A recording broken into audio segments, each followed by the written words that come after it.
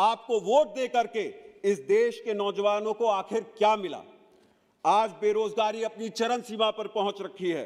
आज देश में एक ऐसी स्थिति पैदा हो गई है जहां करोड़ों लोग या तो बेरोजगार हैं और या अपनी योग्यता से कम की नौकरी करने के लिए मजबूर है, और कुछ ऐसे हैं जिनको इतनी ज्यादा जो है असमानताओं का सामना करना पड़ा कि अब उन्होंने नौकरी ढूंढना ही छोड़ दिया है। 2 करोड़ नौकरी प्रतिवर्ष के हिसाब से अब तक आपको 14 करोड़ नौकरियां दे देनी चाहिए थी, लेकिन अभी तक इन नौकरियों का कोई भी हमारे पास ब्यौरा नहीं पहुंचा है। मुझे दोषी सरकार ना तो अपनी गलतियों से कुछ सीख सकती है और ना ही उसे सुधारने का काम कर सकती है। और मैं ये पूछना चाहता हूं, आखिर सरकार को किस चीज का घमंड है? जब आप बंगाल में विशाल रैलियां बिना मास्क लगाए और सब चंगा चंगा कर रहे थे, सैकड़ों लोगों ने अस्पतालों में ऑक्सीजन के अभाव में अपनी जान गंवाने का काम किया। पिछले वर्ष 700 से अधिक किसानों ने ऐतिहासिक संघर्ष करके हमारे जो है संगूर बॉर्डर पर एक बहुत ही बड़ा आंदोलन किया, जिसमें 700 से अधिक किसानों ने अपनी जान गंवाने का काम किया। इस सरकार ने जो हमेशा किसी विरोध प्रदर्शन को या किसी विरोध की आवाज को या तो मुकदमों से और या फिर लाठियों से कुचलने का काम करती है, उसको आखिरकार इन किसानों के सामने अपने 3 काले कानूनों को वापस लेना पड़ा।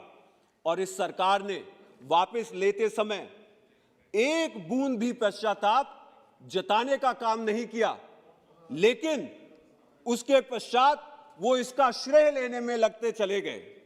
बढ़ती बेरोजगारी, महंगाई, किसानों के मुद्दे को लेकर बसपा के सांसद रितेश पांडे ने मोदी सरकार को क्या खूब घेरा है लोकसभा में। अपनी दबंग आवाज से इन युवा सांसद ने माहौल बना दिया है।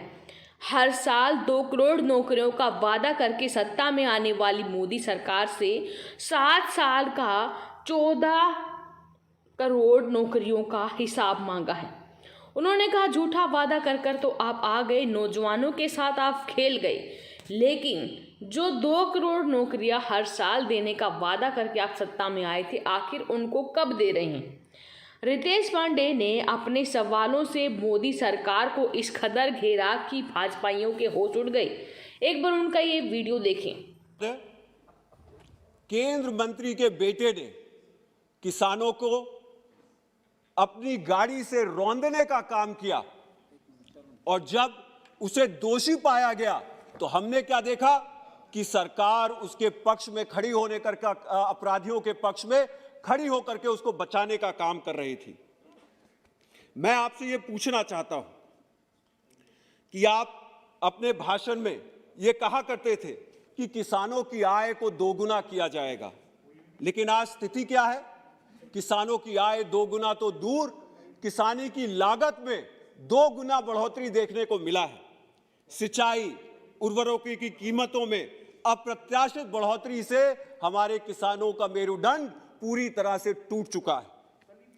ग्रामीण भारत में जो लाचारी आपके कार्यकाल में फैली हुई है, ना तो उसकी आपको परवाह है और ना ही उसे सुधारने के लिए आप कुछ काम कर रहे हैं। वर्ष प्रतिवर्ष गैस सिलेंडर के दाम 1000 पार हो गए, खाने का तेल 200 रुपया लीटर पार हो गया, और दाल के भाव अप्रत्याशित रूप से बढ़ोतरी देखने का काम कर रहे हैं। और वहीं भारी मात्रा में ग्रामीण और पूरे देश में भारी बेरोजगारी देखने को मिल रही है।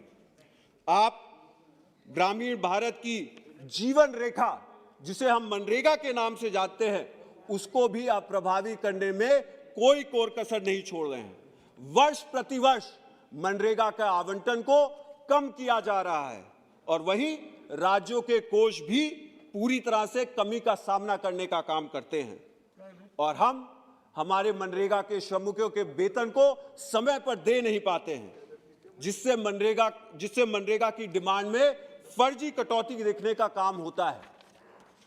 माननीय अधिष्ठाता महोदय, सरकार ये कहती है कि इनकी सरकार ने पूरा प्रयास किया है कि कोरोना काल में कोई भी भूखा न रह जाए, लेकिन आपके कार्यकाल में ग्लोबल हंगर इंडेक्स यानी कि वैश्विक भूख सूचांक में भारत जो 2020 में 116 देशों में 94 रैंक पर था, आज 2021 में वो गिर करके 104 रैंक पर पहुंच गया। आप चावल और गेहूं दे करके आप ये नहीं कह सकते कि हमने जो है भूखमरी खत्म कर दी। चावल गेहूं दे करके आप इसको वोट मांगने के एक स्टंट में जरूर बदल सकते हैं, लेकिन आपको यह जानना जरूरी है कि हमारे देश में एक सशक्त देश बनाने के लिए मानसिक और शारीरिक रूप से स्वस्थ और पोषित नागरिक भी होना अत्यंत ही जरूरी है।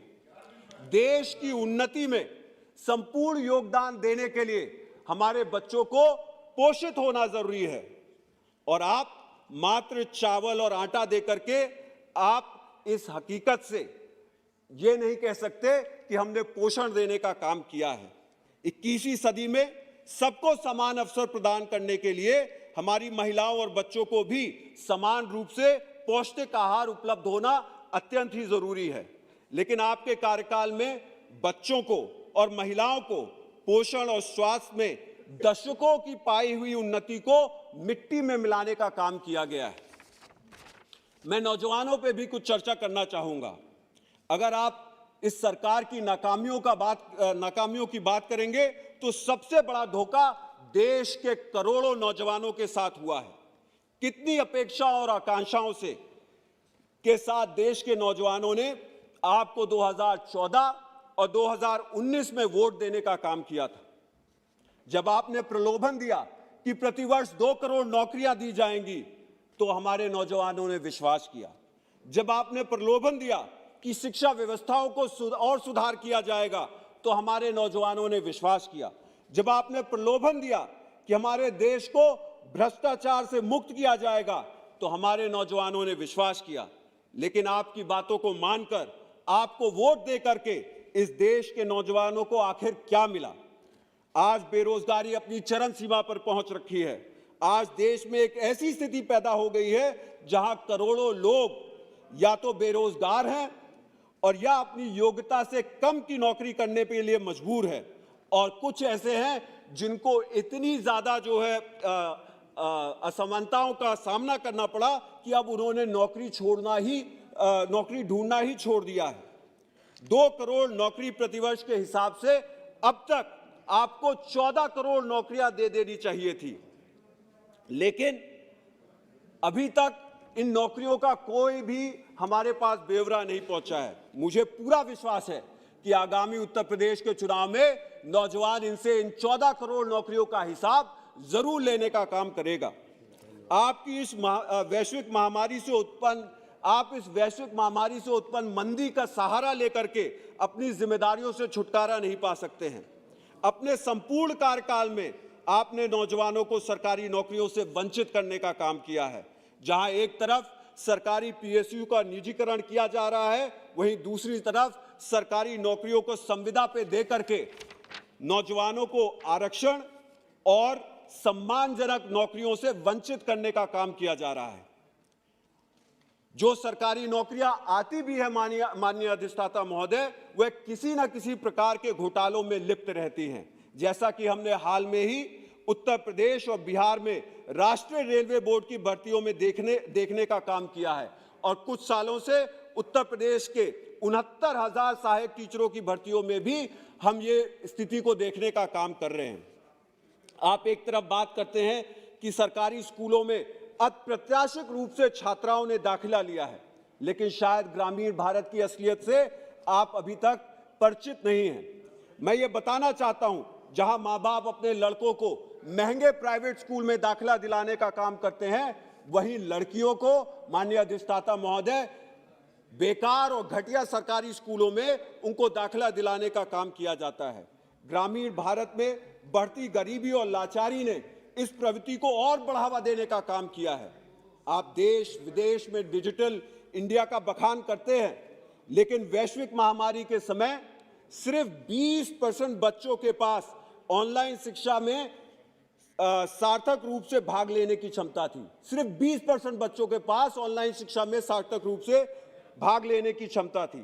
भारत में आज भी लगभग 40% घरों में कम से कम एक बच्चे ने अपनी शिक्षा को छोड़ दिया है और इसके परिणाम स्वरूप माननीय अधिष्ठाता महोदय, आज एक बार फिर बच्चों को बाल मजदूरी और बाल विवाह में धकेल देने का कार्य किया जा रहा है।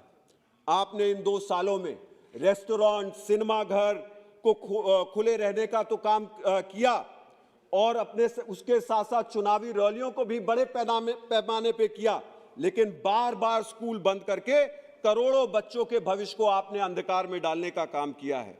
आज भारत सरकार ने युवाओं की एक पूरी पीढ़ी के विकास को, I have 5 more minutes, just 5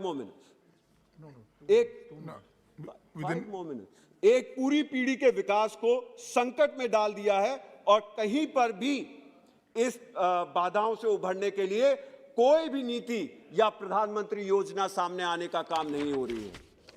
माननीय अधिष्ठाता महोदय, मैं आपको ये याद दिलाना चाहता हूं कि इनके कार्यकाल में ऐसी स्थिति पैदा हो गई है जहां सिर्फ अमीर खुश है और यह स्टॉक मार्केट की प्रतिबद्धताओं में साफ दिखने का काम होता है, लेकिन बहुजन समाज के गरीब, युवा, पिछड़े और अल्पसंख्यक बेबसी, लाचारी और बेरोजगारी में पूरी तरह से घिरे हुए हैं।